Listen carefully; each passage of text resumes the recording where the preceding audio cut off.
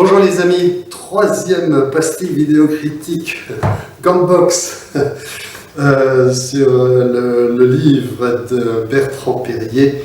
Je cherche la couverture, la voici, la parole est un sport de combat.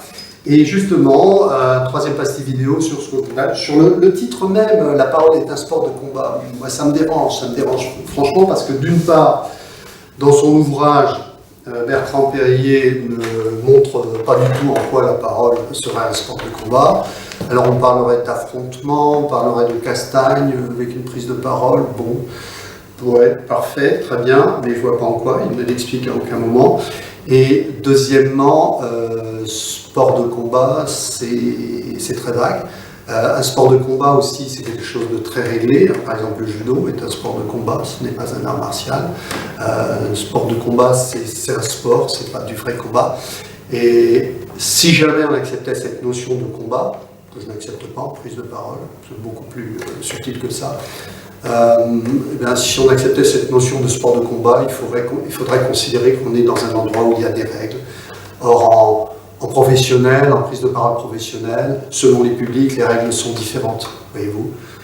Donc je vous invite à considérer la prise de parole en public non pas comme un sport de combat, mais plutôt comme un art martial, une discipline beaucoup plus subtile, beaucoup plus riche. Je vous donne un exemple, en sport de combat, on ne parle jamais de points vitaux sur le corps. En arts martiaux, les arts martiaux sont basés sur les points vitaux, clairement.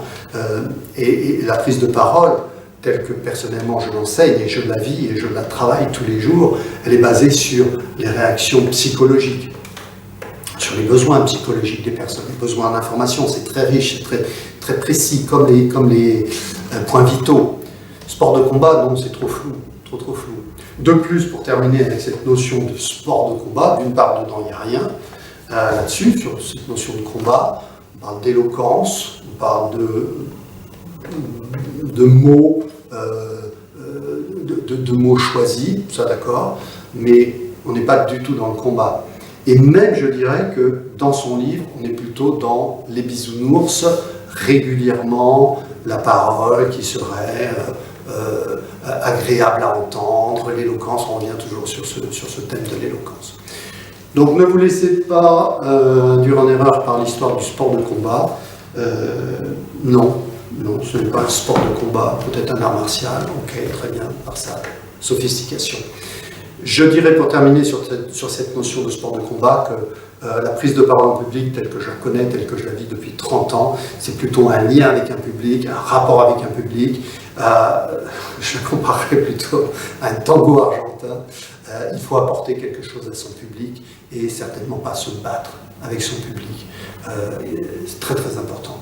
Si vous lisez mes différents ouvrages, vous verrez que là on est vraiment en contact avec le public et c'est ce qui va réduire aussi le stress. Si on pense qu'on va se battre contre le public, on va être très stressé. Ouais. Donc on oublie ça. La prise de parole en public, c'est pas vraiment un sport de combat, c'est plutôt un tango argentin.